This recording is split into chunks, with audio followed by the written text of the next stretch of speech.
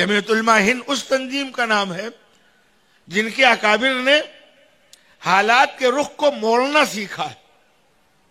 حالات کے رخ پر بہنا نہیں سیکھا۔ حالات کے رخ پر بہنا بہت آسان ہے، اور حالات کے رخ کو موڑ دینا اس کے لیے دل گردہ چاہیے،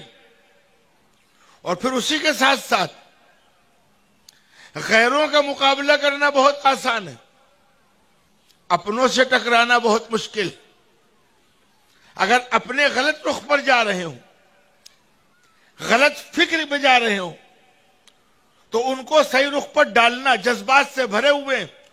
اور ان کے جذبات کو کنٹرول کر کے ان کو صحیح رخ دینا، یہ سب سے ٹیڑھا کام ہے۔ کسی بڑے عالم، مجھے یاد پڑ رہا علامہ انور شاہ کشمیری رحمۃ اللہ علیہ کا جملہ،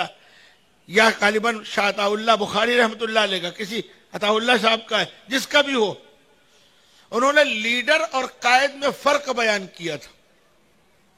یہ جتنے علماء بیٹھے انشاءاللہ ان کو قیادت کا فریضہ انجام دینا ہے، حالانکہ لفظی اعتبار سے قائد و لیڈر ایک ہی چیز ہے، لیکن حضرت نے شاہ عطا اللہ بخاری، مجھے یاد پڑ رہا ہے، کسی اور کا بھی مقولہ ہو سکتا ہے، ہمیں بات سے مطلب، انہوں نے فرق بیان کیا تھا کہ لیڈر کس کو کہتے ہیں اور قائد کس کو کہتے ہیں، قیادت کیا چیز ہے اور لیڈری کیا چیز ہے۔ فرمایا لیڈر نام ہے اس فرد کا جس کا کام ہے چلو تم ادھر کو ہوا ہو جدھر کی۔ لیڈر قوم کا مزاج دیکھتا ہے، یہ قوم کیا چاہتی ہے ویسی بات کرتا ہے، اور قائد کا کام یہ ہے کہ قائد یہ دیکھتا ہے کہ قوم صحیح رخ پہ جا رہی ہے کہ غلط رخ پہ جا رہی ہے۔ اگر قوم غلط رخ پہ جا رہی ہو تو اس قوم کو صحیح رخ پہ ڈالنے کا فریضہ انجام دیتا ہے۔ یہی وجہ آگے لکھا ہے لیڈر ہمیشہ تالیاں اور تعریفیں سنتا ہے، قائد ہمیشہ گالیاں سنتا ہے۔ ظاہر بات ہے لیڈر کی تعریف ہوگی، آپ نے جو چاہا وہی ہم نے کہہ دیا، آپ نے تالی بجا دی، واہ واہ واہ واہ، بڑا اچھا آدمی ہے، کیونکہ آپ کے من کی بات کہہ دی اس نے۔ اور اگر اس نے کہا نہیں آپ غلط سوچ رہے ہیں، آپ غلط رخ پہ جا رہے ہیں، آپ غلط راستہ اختیار کر رہے ہیں، تو ظاہر بات ہے ہر آدمی کو نہیں پسند آئے گا۔ صاحب یہ آدمی سمجھ میں نہیں آیا، یہ ہم کو سمجھانے آیا ہے۔ جمعیت علماء قیادت کا فریضہ انجام دیتی ہے الحمدللہ، وہ صحیح رخ پر، اس کو کوئی پرواہ نہیں ہے قوم ناراض ہو رہی ہے یا قوم خوش ہو رہی ہے۔ جس چیز کو حق سمجھا،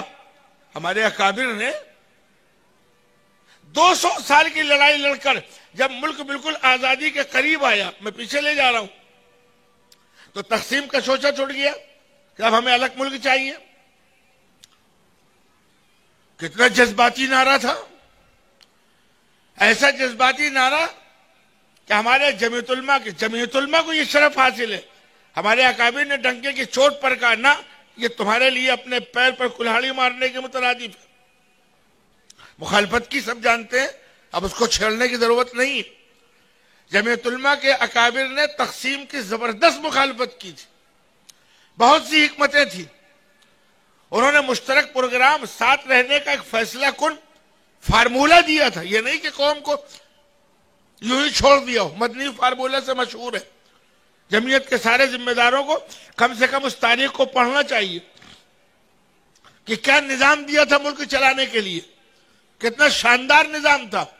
لیکن وہ اپنی جگہ، مجھے اس پر گفتگو نہیں کرنی، میں کہہ رہا ہوں مجموعی اعتبار سے جمعیت علماء کے ذمہ داروں نے، حضرت شیخ الاسلام حضرت مدنی نے، مفتی کفایت اللہ صاحب رحمۃ اللہ علیہ، مفتی اعظم ہند مولانا احمد سعید مجاہد ملت، مولانا عبد الرحمان، مولانا ابوالکلام آزاد، ان لوگ پوری ٹیم ہے، سینکڑوں ہزاروں کو، انہوں نے تقسیم کی مخالفت کی تھی۔ ظاہر بات جب جوش میں انسان ہو اور جوش میں یہ نعرے لگ رہے ہو کہ صاحب پاکستان کا نعرہ کیا لا الہ الا اللہ، اور اس موقع پر آپ کے اکابر، آپ کے بڑے، آپ کے بزرگ یہ کہہ رہے ہوں کہ تمہارے اپنے پیر میں کلہاڑی مارنے کے مترادف ہے، کتنا بڑا کہ آپ کو نہیں معلوم؟ اپنوں نے، جو میں نے بات کہی تھی، غیروں کی بات نہیں کر رہا، شیخ الاسلام مولانا سید حسین احمد مدنی رحمۃ اللہ علیہ کی پگڑی اتار کر پیروں سے روندا۔ وہ سوچ سکتے وہ شیخ العرب والعجم، میں نے کل بتلایا تھا، جن کا مقام یہ ہے کہ 14 اور 17 سال مدینہ منورہ میں رہ کر حدیث کی کتابیں پڑھ روضہ رسول کے بغل میں بیٹھ کر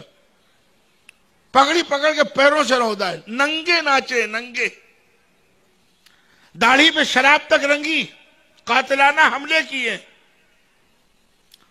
ایک بہت بڑے عالم شیخ الحدیث اللہ کو پیارے ہو چکے ہیں، میری ڈائریکٹ ان سے گفتگو ہوئی، کیا حالات تھے؟ وہ کہنے لگے کہ ہم کو صرف دارالعلوم دیوبند نہ بھیج کر کے مظاہر اس بنیاد پر بھیجا گیا تھا کہ دیوبند میں حسین احمد جیسا آدمی ہے، بگڑ جاؤ گے۔ میں علاقے کا نام نہیں لینا چاہتا کہ حضرت مدنی رحمۃ اللہ علیہ ہمارے علاقے میں آتے تھے تو مدرسے میں رہ کر ہم لوگوں کو اپنے مدرسے کی چھت پر کھڑے ہو کر حضرت مدنی کے بیان کی سننے کی اجازت نہیں تھی۔ ہم لوگ شیخ الاسلام نہیں، شیخ الاسنام کہتے تھے۔